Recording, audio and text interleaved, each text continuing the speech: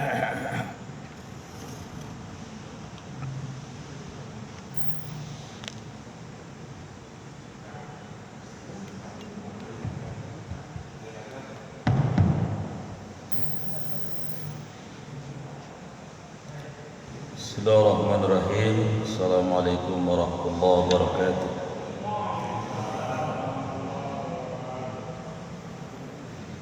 Bismillah, alhamdulillah, wassalatu wassalamu ala rasulillah wa ala alihi wa sahbihi wa man wala, la hawla wa la quwwata illa billah, amma ba'du.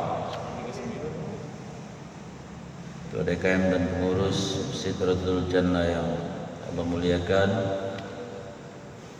jamaah salat maghrib yang Allah cintai,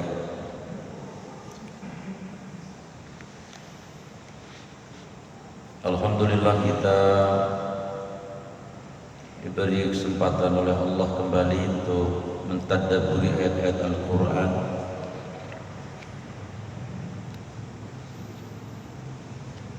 Dan kita bersyukur kepada Allah menjadi umatnya Nabi Muhammad SAW dengan kitab sucinya Al-Quran. Karena sekarang banyak terjadi orang mengalami yang bernama penyakit agnostisme. Agnostis itu orang beragama tapi tidak meyakini agamanya sendiri.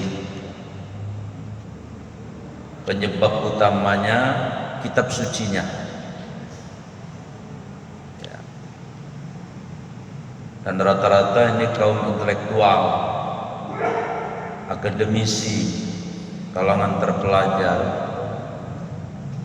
Ketika mereka mengkomparasi, memadukan antara sains dan teknologi dengan Quran atau antara ilmu dengan Quran, ternyata terjadi banyak kontradiksi sehingga membuat mereka ragu dengan kitab sucinya. Dan alhamdulillah banyak yang kemudian membaca Quran, lalu mereka menemukan mata air kebenaran yang masih bening, yang masih punya asolah, orisinalitas, dan mereka hanya menemukan di Quran saja. Itulah mengapa di ayat awal Al-Baqarah itu ada kalimat dalikal kitab la roiba. Ini Quran, gak boleh ragu satu huruf pun.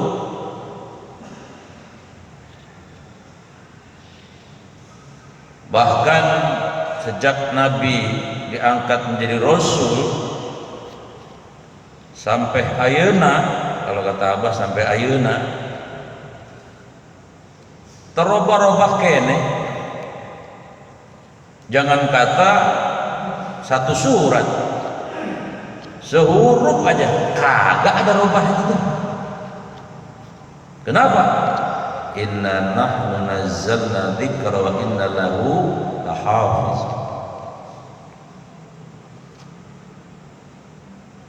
Kalau dunia antariksa, minimal kita melihat di planetarium, jumlah gugusan galaksi konon katanya 200 miliar. Satu galaksi konon ada 200 miliar bintang. Nggak ada yang tubrukan satu juga. Kalau ditanya, kok bisa begitu? Lah jalan raya Serpong BSD, polisi ada, rambu-rambu komplit, tubrukan mulu. Padahal cuma berapa meter diameter jalannya. Lah angkasa sono, dahsyatnya luar biasa. Kok nggak pada tubrukan?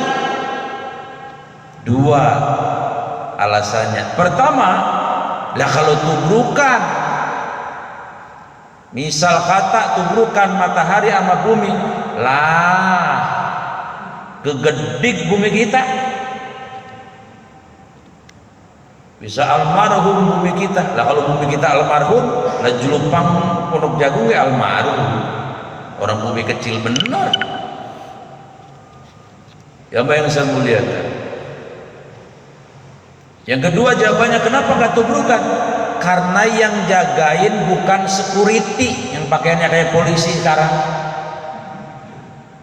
Lah kalau yang jagain Superman, Batman, nggak bakal bisa nyampe ke matahari. Bagaimana jagainnya matahari? Yang jagain Allah Subhanahu wa ta'ala. Itu jawabannya.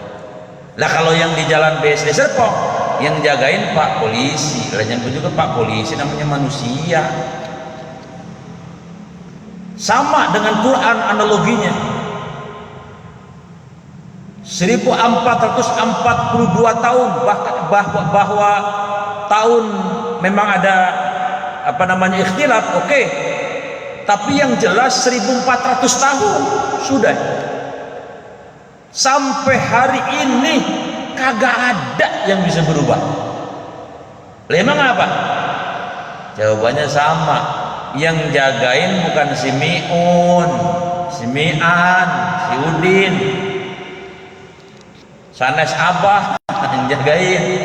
Yang jagain tadi, inna nahnu nazzalna dzikra wa inna lahu lahafiz. Allah langsung yang jagain Quran. Emang sih di kertas, tapi secara hakikiah Allah yang jagain. Melalui perantara siapa? Antara lain melalui para huffaz. Coba buktiin Pak, ada nggak orang yang paling hebat di agama yang lain apal kitab sucinya dari A sampai Z, sampai Budeg Sariawan itu gak apal-apal. Tapi Quran, jangan kata yang tua-tua lah, itu yang dari Bangka Belitung lah 7 tahun apal isi Quran. Coba bayangin, Imam Syafi'i juga 7 tahun. Ya Jamaah Raddul Jannah sih alhamdulillah deh ya, apal juz Al-Buqat, terus 30 gesung sang yang pojokan apal, bongkotnya hilang. Siapa yang saya muliakan? Bahkan Allah nantangin,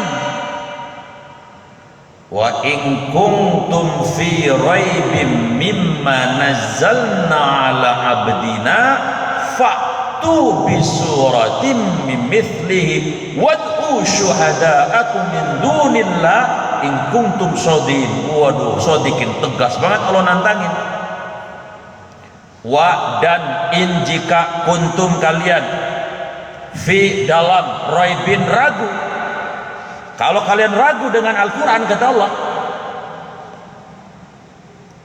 in kuntum ragu dengan Al-Quran, faktu bisuratin mimithli, coba datangkan satu surat saja. Ini ada 114 nih, bikin satu surat. Ayo, Allah nantangin. Sejak zaman Nabi Muhammad sampai sekarang kagak ada yang bisa. Biar kata Profesor Botak kayak gue juga, nggak ada yang bisa. Bahkan Allah nantangin, wad'u syuhadakum min dunillahi in kuntum shadiqin. Kagak usah sendiri, rame-rame dah bikin satu surat Quran. Ayo kumpulin semuanya ahlinya itu, dokter-dokternya, profesor, bikin Quran satu surat saja. Sampai sekarang nggak ada yang bisa. Nah, ini terbukti. Alhamdulillah kita jadi umat Nabi, kitab sucinya orisinil, asli. Makanya kita yakinnya luar biasa dengan Quran ini. Ya cuman kadang-kadang ya lah kita mah memang mestinya yakin Quran jadi petunjuk, jadi imam. Atau di surat Al-Jasiyah ayat 20, hada basairul linnas wa huda wa rahmah. Ini Quran kata Allah, kurikulum buat kalian. Di dalamnya ada petunjuk, ada rahmat bagi orang-orang yang berakal. Ya tapi kadang-kadang masya Allah Sudah dikasih Quran begitu lengkapnya, luar biasa. Bicara apa saja ada. Semua persoalan yang global ada di sini. Layak dan pantas kalau Quran itu imam hidup kita, kompas kita, Quran ngulon kita ngulon, Quran ngetan kita ngetan. Tapi masih aja didiemin, kagak pernah dibaca, kagak pernah dibuka. Lah kalau beli mobil, petunjuknya nggak pernah dibuka, nggak pernah dibaca, nggak pernah dipakai, nyungsruk bisa kita. Jadi jemaah yang saya muliakan, mari kita bersyukur kepada Allah, ditakdirkan Allah menjadi umat Nabi Muhammad. Dan karena kita umat Nabi Muhammad, kitab sucinya sampai hari kiamat tetap asli. Tidak ada yang berubah, tidak ada yang bisa merubah sampai hari kiamat nanti. Alhamdulillah. Mari kita baca ayat 40-nya. A'udzubillahi minasyaitonirrajim. Ya bani Israil dzkuru ni'mati allati an'amtu 'alaikum wa aufu bi ahdi ufi bi ahdikum wa iyaya farhabun. Ya bani Israil, wahai bani Israil. Bani itu keturunan, Israel itu Nabi Yakub. Nabi Yakub anaknya siapa? Hah? Anaknya Nabi Ishak. Nabi Ishaknya anaknya siapa? Nabi Ibrahim. Kalau Nabi Yusuf siapanya Nabi Yakub? Anak. Nabi Yakub punya anak 12 kan?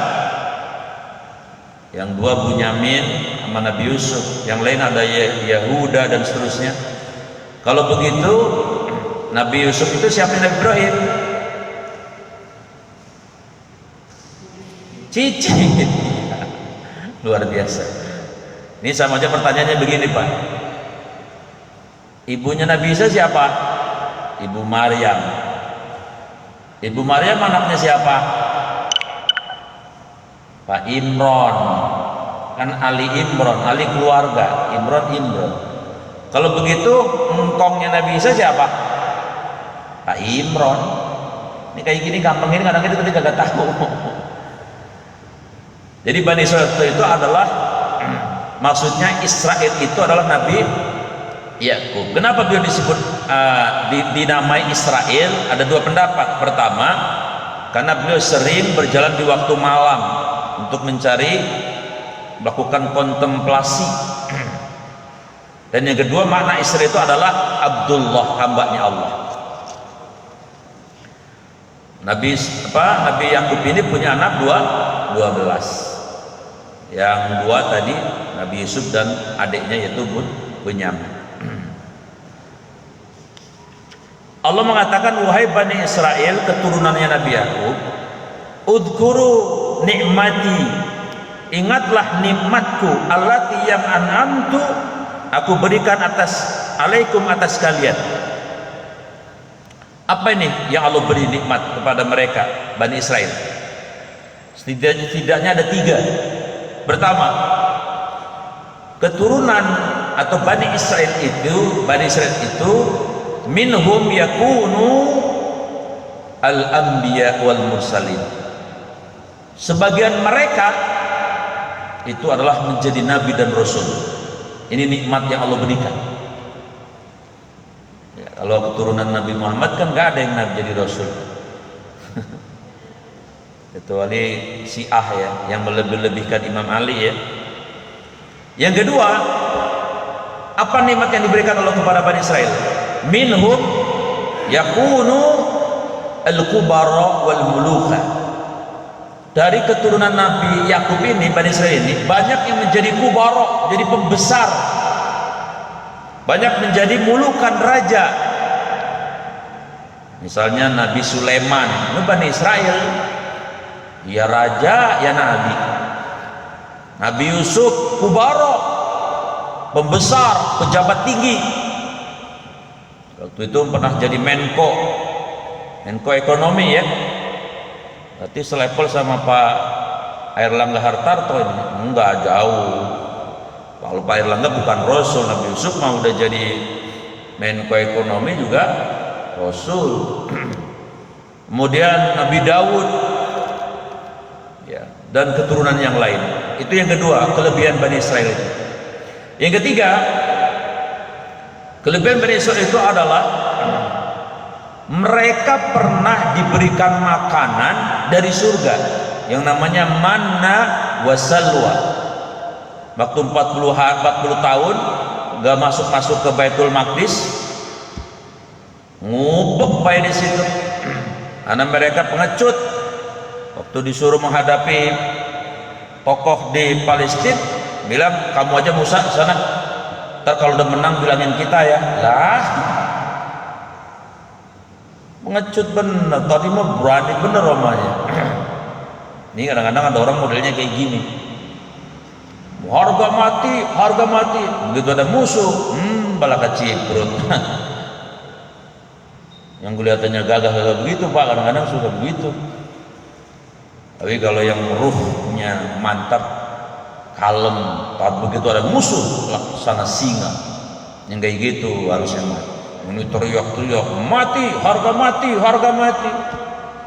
Lah coba ke sana ke Papua.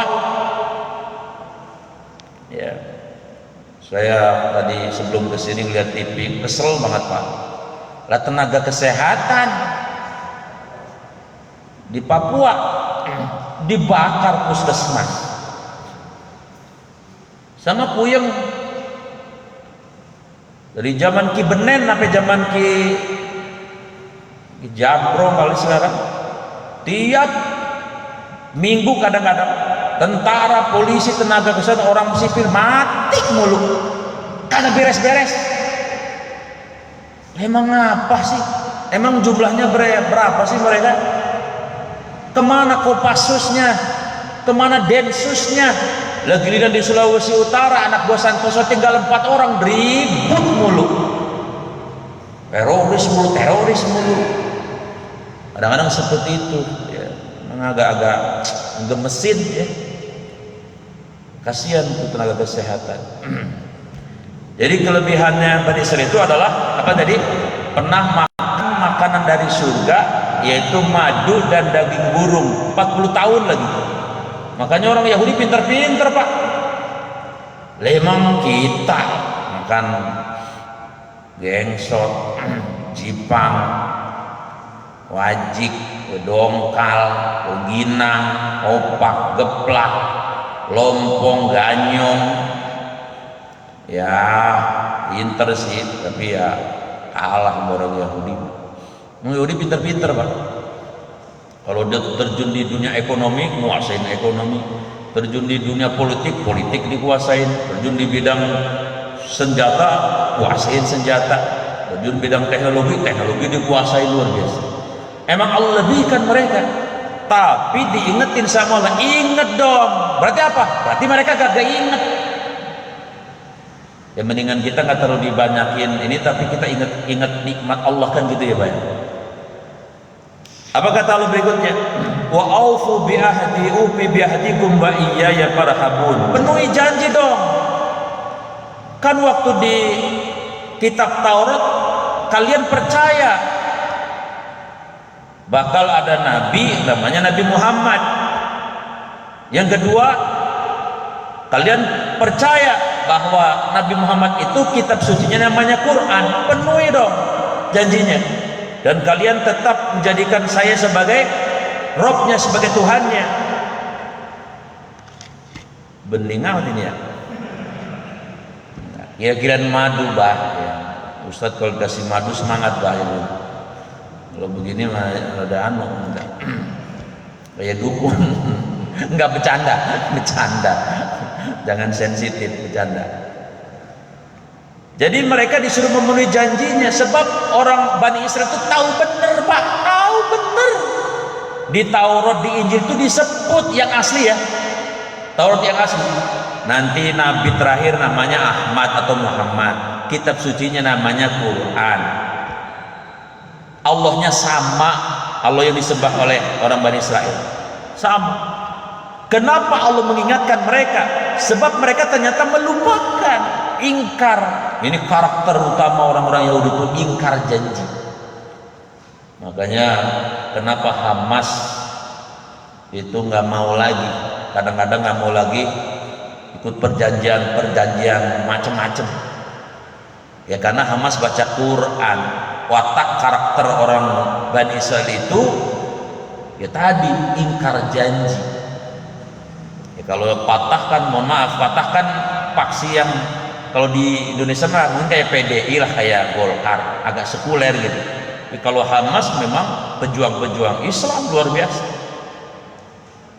Ya, karena terprovokasi Arab Saudi mengatakan mereka teroris. Ya, Arab. Ente mah Yaman diserang, memang ada Houthi, tapi sebagian besar kan umat Islam. Ente mau aja diprovokasi nyerang mereka, nggak ada yang untung, nggak ada yang menang ya. Menang jadi abu, kalah jadi gosong.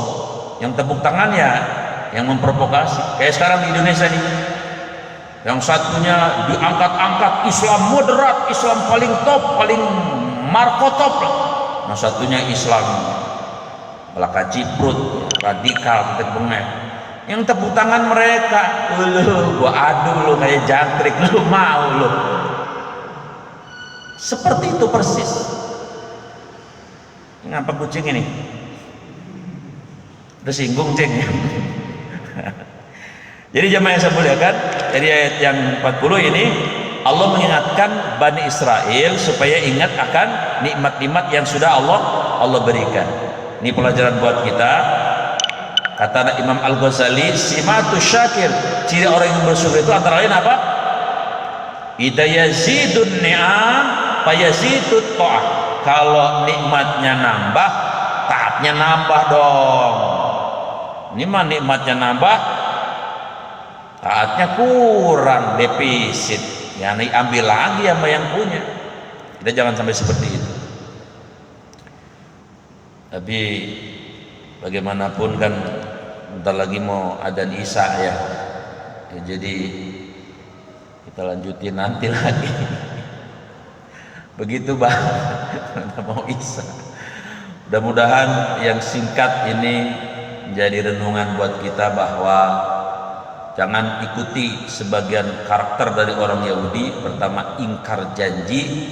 Yang kedua, nggak nyadar bahwa Allah itu sayang betul sama mereka, tapi kemudian mereka merubah kitab suci yang memang dari Allah, yaitu kitab Taurat dan Injil. Mudah-mudahan kita adalah hamba-hamba Allah yang memiliki rasa ta'abbud ya, menghamba kepada Allah begitu kuatnya. Amin ya rabbal alamin.